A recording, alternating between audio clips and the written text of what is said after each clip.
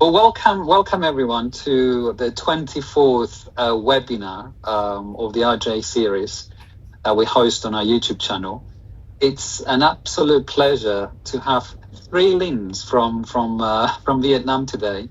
The special guest is Linh Ngo, of course, from the classroom circles, and a lot of things have been written about restorative justice in mainly the Western world. Some work in Australia and in Africa, but personally, and I've been doing this for at least 2 decades, I haven't read much on restorative justice in Vietnam. We do this webinar to increase awareness of restorative justice in Vietnam, but also just to learn from Vietnam and the practices and see how our fellowship, our international initiative, and RJ for All can connect practitioners from around the world better, or people who work on restorative justice, and just have those conversations that I think we need to have as a global movement that I want to see at least restorative justice developing into with our help. So welcome everyone. As usual, we're going to run this in the form of an interview for around 30 minutes. So welcome to all three Lins. It's a real pleasure to have you here. It's my honor. Shall we start with you, Linh Ngo, and just introduce yourself a little bit? Tell us about yourself and what you do. Yeah, thank you so much for inviting me today to our Restorative Justice webinar, especially to our upcoming Restorative Justice Week with the theme of education. This is also really is my honor to sharing what we are doing in Vietnam to promote the restorative justice in the schooling system. My name is Linh, and you can call me Linh Ngo. So I'm based in Hanoi, Vietnam. Is the capital of Vietnam, and now I am an educator and also the founder of and the restorative facilitator of the Classroom Circle. This is a community-based organizations that we are just founded 2 years ago. Everything seems really new for us, and I know about the restorative justice. My entry point is the circle practice. That a practice that quite familiar with many teachers and the social worker to support on the invite everyone to engage in some sort of topic or want to do something like team building. But our intentions is to promote like kind of borrow circle practice as an entry point to promote the restorative justice as a way to build up the relationship and especially to reduce the punitive discipline in the classroom.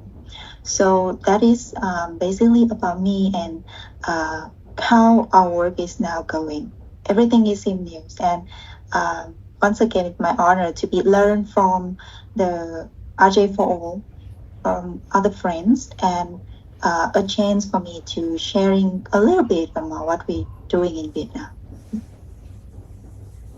Thank you very much. And I already have some very some burning questions for you, Linh. But being at RJ for All and us looking at restorative justice as an international phenomenon or initiative, I want to know when was the moment where you kind of thought, oh, restorative justice, I'm interested in this.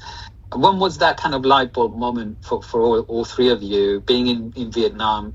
Yes, hi everyone. My name is Linh, and I'm also in Vietnam. But I was lucky to have a chance to work for E24 1 year ago when I worked in the UK. When I can see in person, what E24 had done at the community level to really repair the harm and promote the healing using restorative justice. So to be honest, when working for E24, that was the first time that I hear about the term restorative justice. But when I understand about the key feature of that method, I remember that Vietnam actually have a similar thing. But because we call it differently, so that's why I didn't realize. But I can see that I can see that that's why Vietnam needs to be part of the movement, because like we somehow do something ourselves, but we're not in the global conversation about restorative justice. So that's why I was very excited to be here today, so to listen about, the application of restorative justice in different country contexts and also in different aspects. I was firstly interested in restorative justice not because of the term itself, but because of the value of it.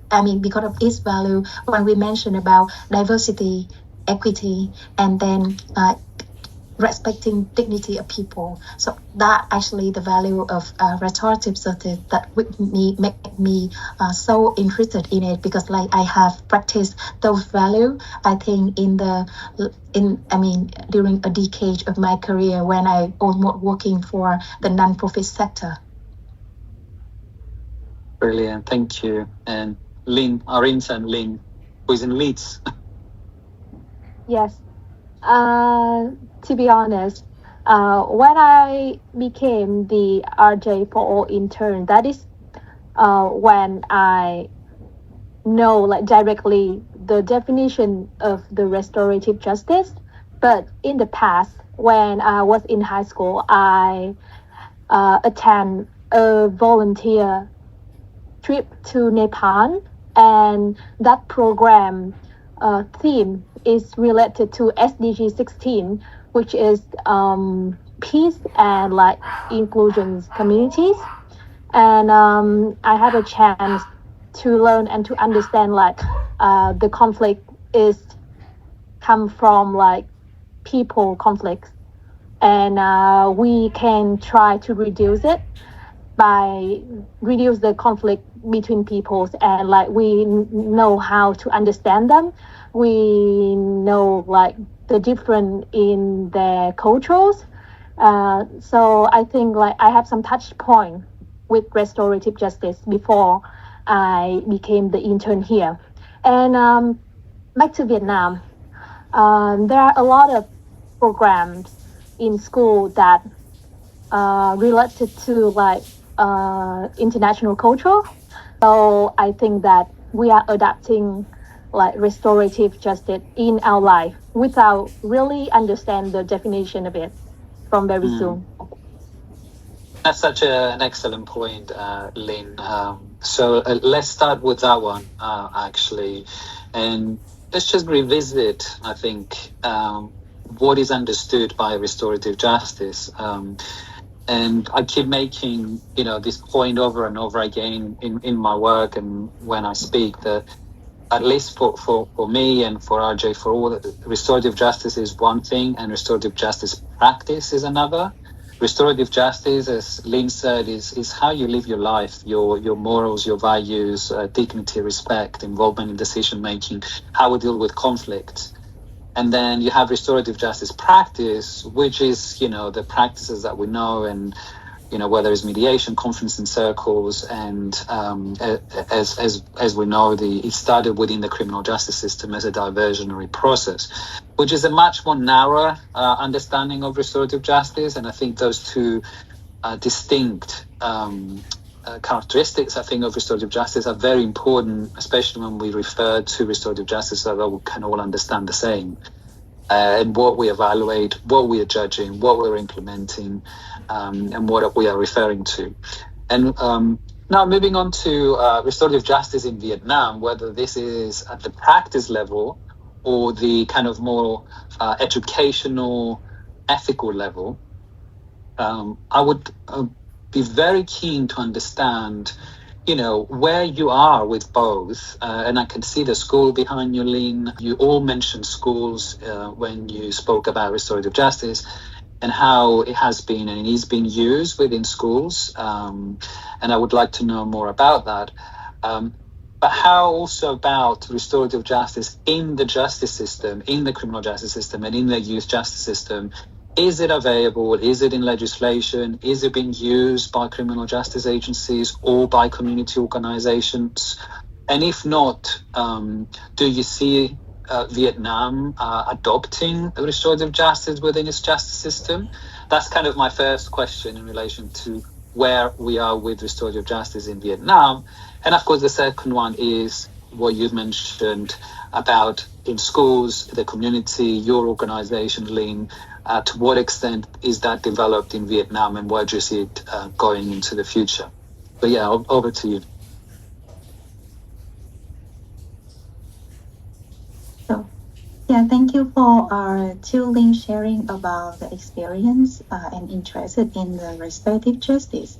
And thank you for your questions. This is kind of complex questions. And I want to start with what I know about the restorative justice as a term in the criminal justice in Vietnam. Actually, my mom also working in the judicial system, and we have several conversation about that. And I find out in Vietnam we have some lawyer and the officer working in the criminal justice. They write some paper about the basic term, restorative justice, like what it is and how it can apply in the criminal justice in Vietnamese system. But and is I believe is stopped there as a term, and they how to say, and they and it stopped as a term to like raising awareness for the people working in the law field. And I haven't seen any like further applications in the judicial justice or criminal justice in Vietnam as a citizen. And we refer to the education system. Now it's restorative justice is in the practice term and in the practice level. Like our organization is one example. We are actually is a community based, and we have several chance to work with Department of Education in some province in Vietnam. But it seems like because that it's still a new term and new practice, and also a new things to apply to as a whole school approach. So we got the resistance of the Department of Education, so that when we transfer our approach to the grassroots level, which is I work directly with the school principal and the teacher among the communities, and it's interesting because our entry point is about the self-practice and restorative practice. Like for example, talking about the social identity wheel and restorative window, how we can like shape the mindset of how teachers and how our schooling system view the conflict and view the relationship of our student and our teacher in the school. And it is received the welcoming of the school and the teachers. So that's how we approach and how we deliver the restorative practice into our school communities. So that is some basic share about what is going on during my work implementation in Vietnam. And do you see in the near or long future restorative justice practice featuring as an option for victims and offenders for the youth justice or the criminal justice system?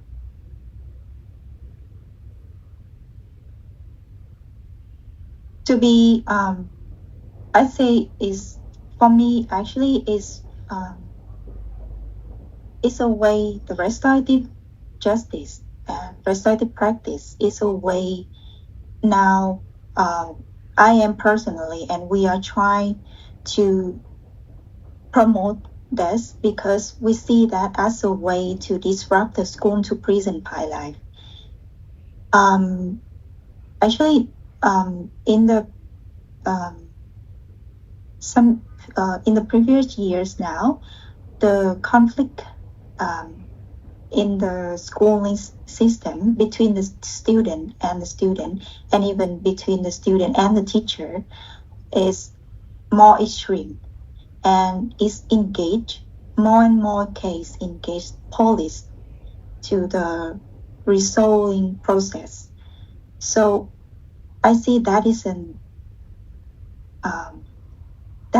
a dehumanized actions that our schooling now are still reproduce the injustice in our schooling system. So that's why we want to promote the restorative justice to reduce and to replace the punitive discipline, and to resolve the conflict with the restorative approach.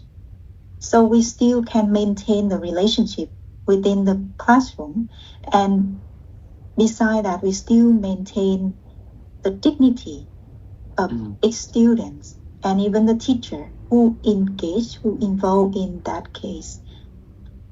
That is how our view and how our approach and what we want to and see in the long term, because we are the small group of educator, the teacher, and we see that the impactful way and the sustainable way is to approach and to work with teacher in each school, in each community, because we feel that they are the agent of change, and they are the one who understand their student and understand the situation, the challenge, and the culture of their communities. So they will be the change maker, and we are here to support the teacher and support the school to transform themselves.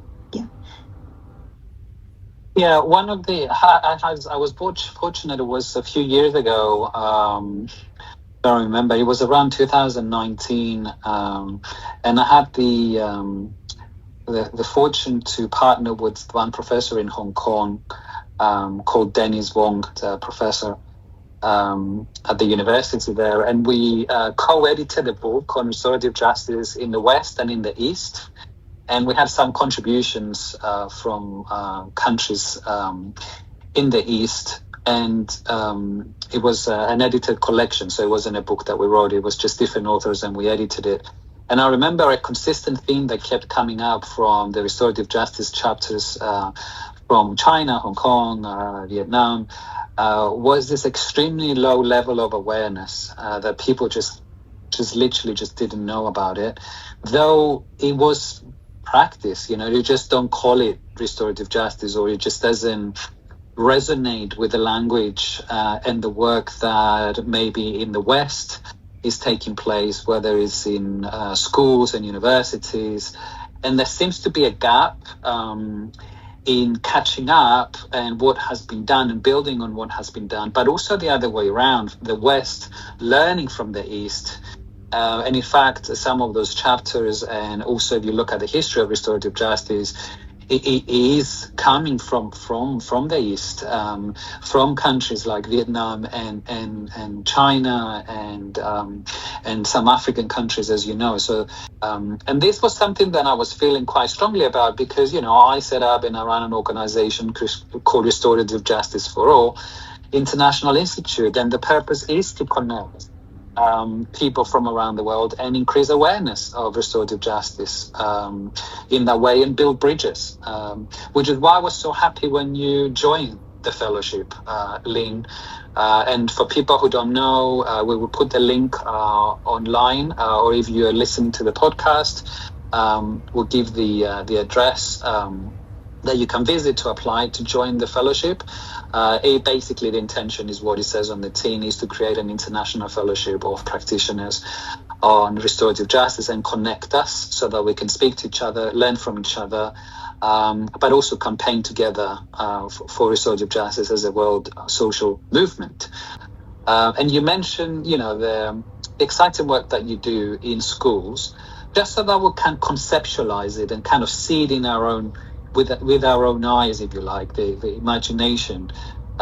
Just talk us through like a circle, a case, something that you've done in a school, so that we can understand in a kind of more live, exciting way, a case, something that you went into a school and you practiced restorative justice. And what did you feel from the students or from the teachers once you introduced this to them? And what did they say? What was their reaction? Any concerns, but also any encouragement that you may have received? Yeah, it's because of your questions, everything is like come alive in my brain now.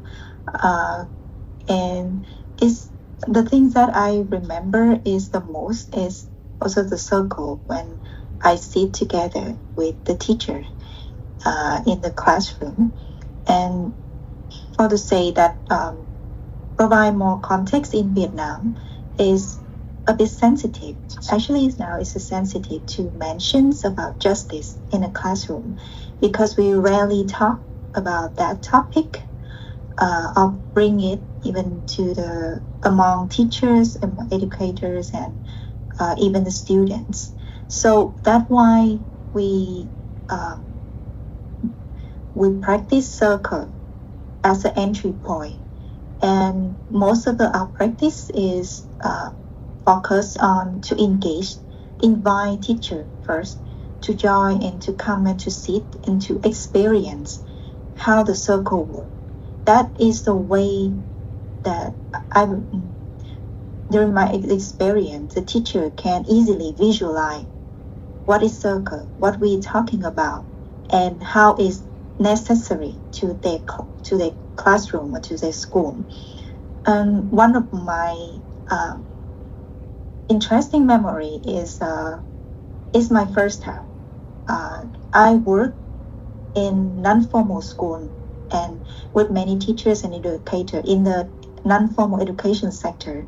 But that sessions is the first time I have a chance to work with public teachers in Vietnam, a teacher in a public school in Vietnam.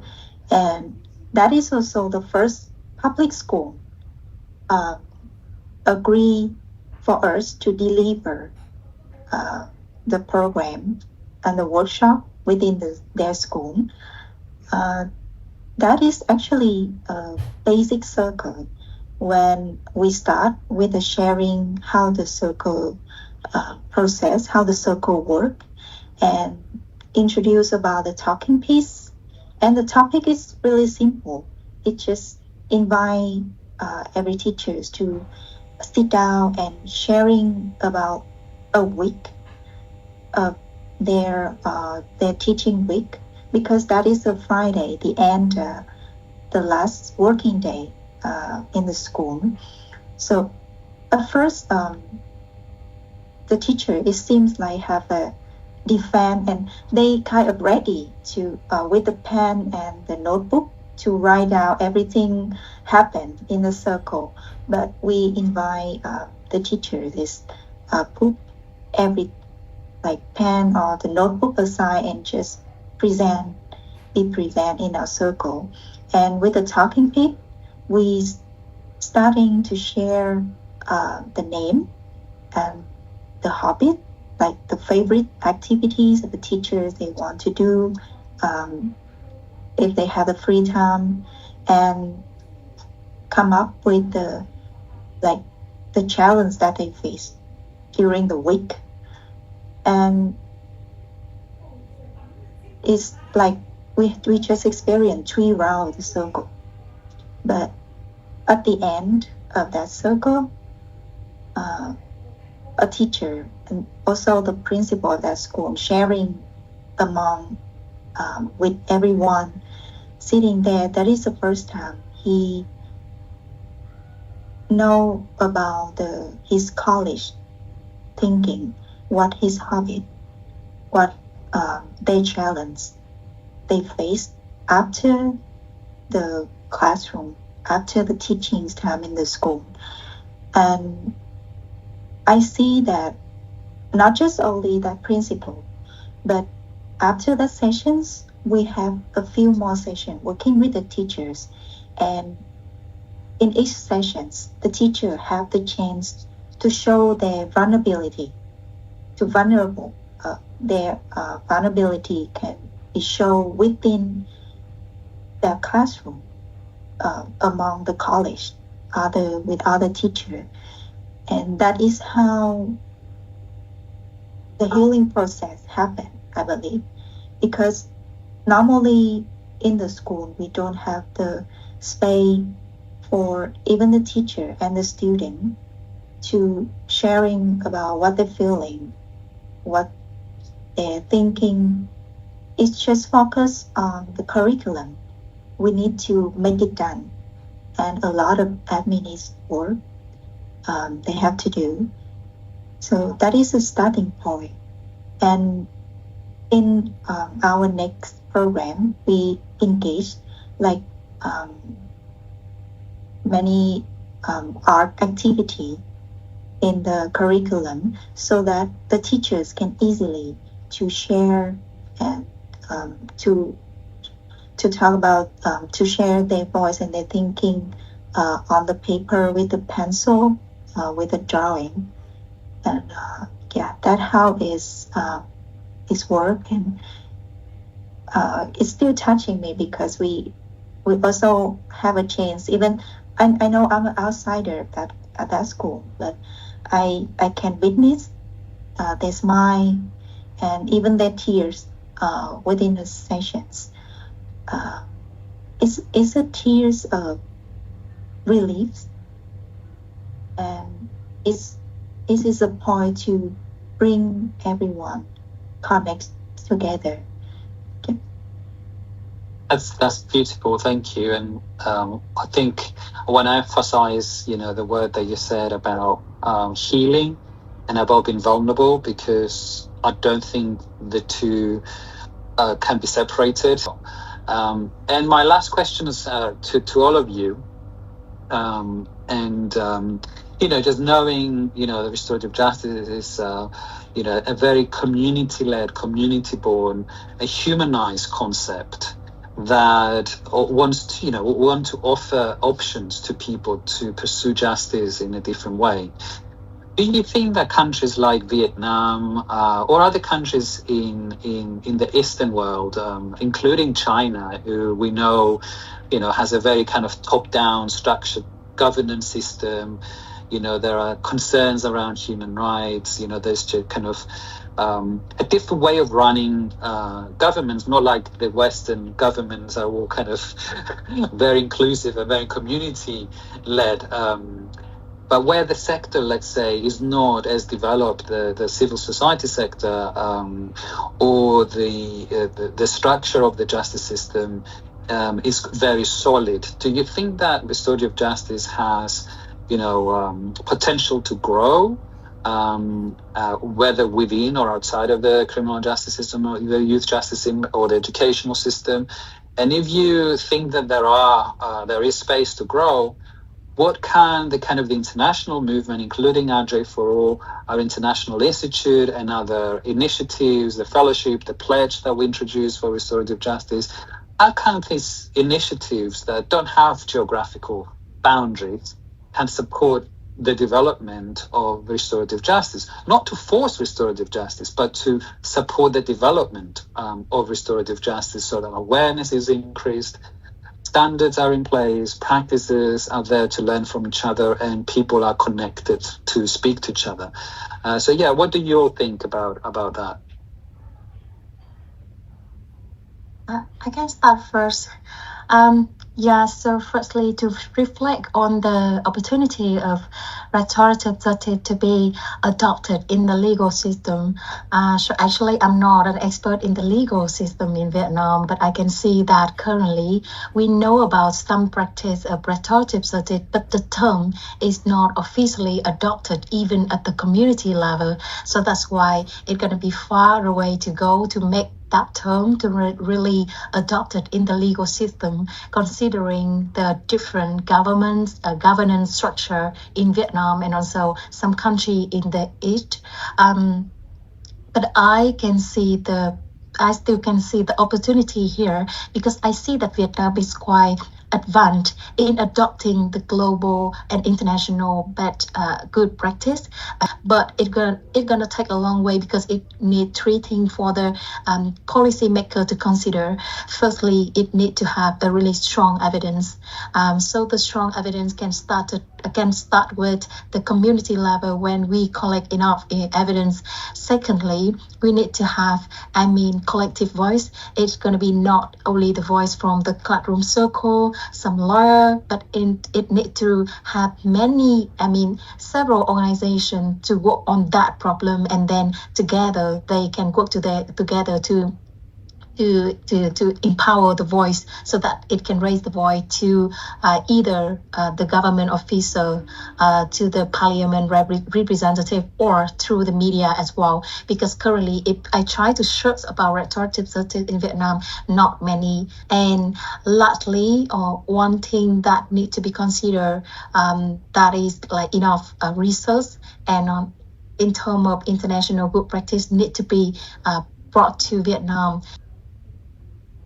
No, that's really useful, Lena. Maybe we could think of probably doing a special issue for the journal that we edit, the International Journal of Restorative Justice, on restorative justice in Vietnam, and maybe even publish it in Vietnamese, because I don't think, well, as I said at the beginning, I don't think I've seen anything, in academia, exploring in detail the implementation of restorative justice in Vietnam in schools or in the youth justice system, in the community. Thank you for that. Let's go to Linh from Leeds and then finish with Linh Ngo from Vietnam. What do you think, Linh? Well, I agree with Linh with that. Of course, I think the adoption of restorative justice in criminal cases in Vietnam will have some barriers. Like, for example, we still have limited trainings for legal professional in RJ practice, or we don't have officially RJ policies and our cultural preference.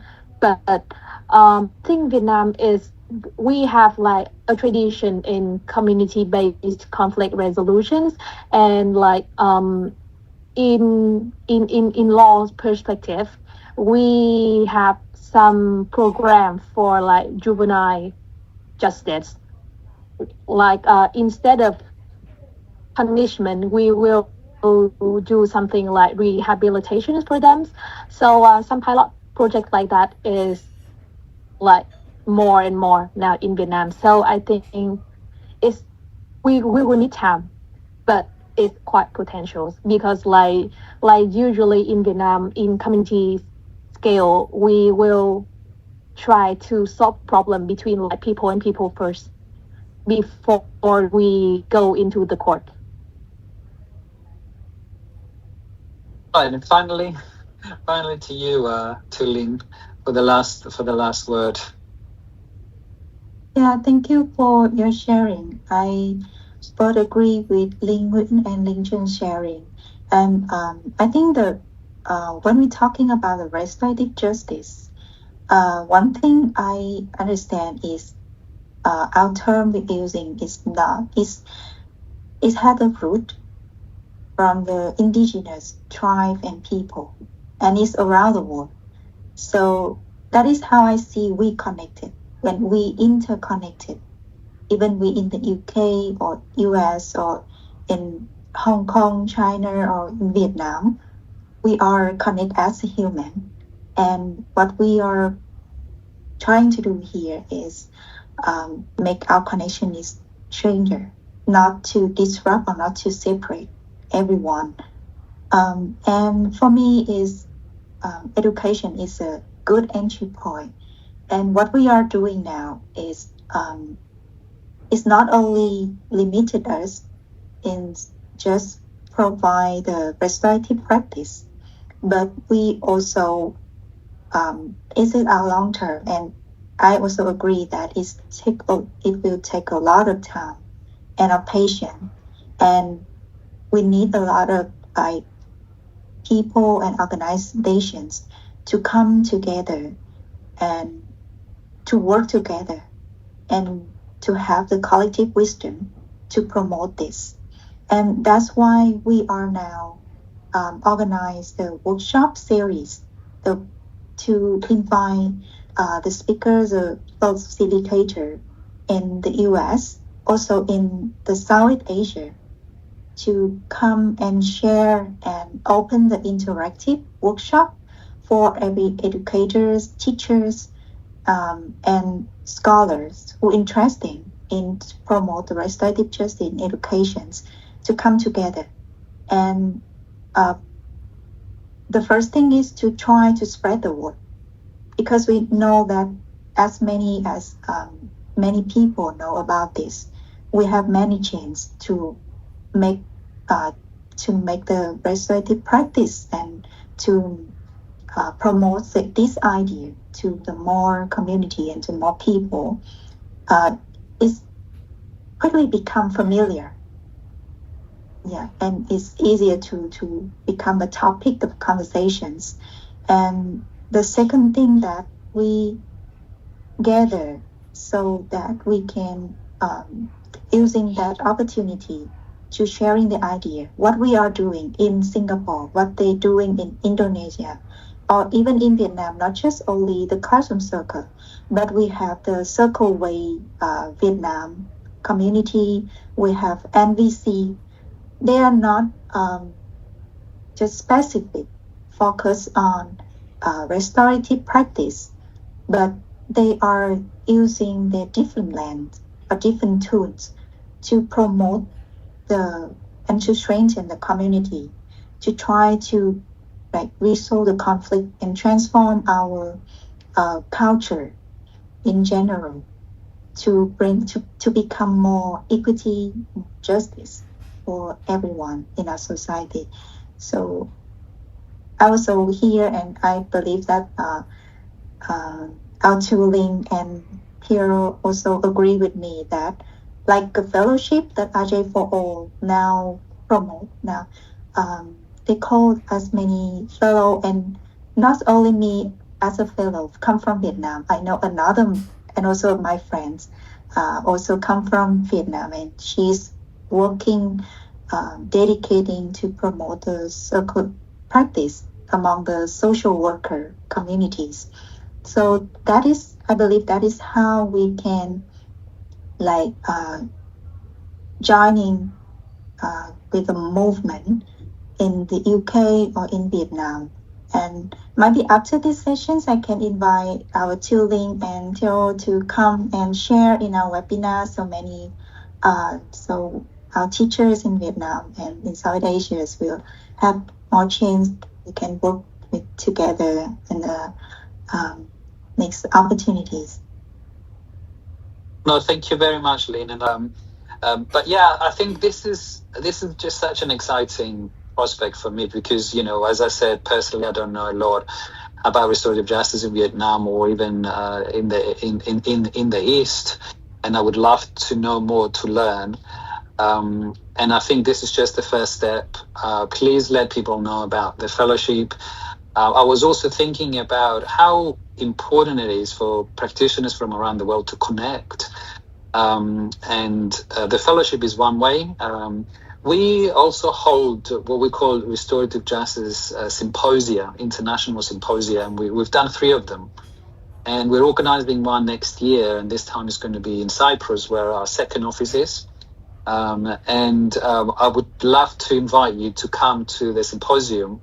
It's very close events where different people from around the world come to discuss key topics on restorative justice. And I think maybe the topic this time for this symposium should be about connecting, should be about bringing the East with the West, learning from each other, building on what we have, break down the barriers of terminologies.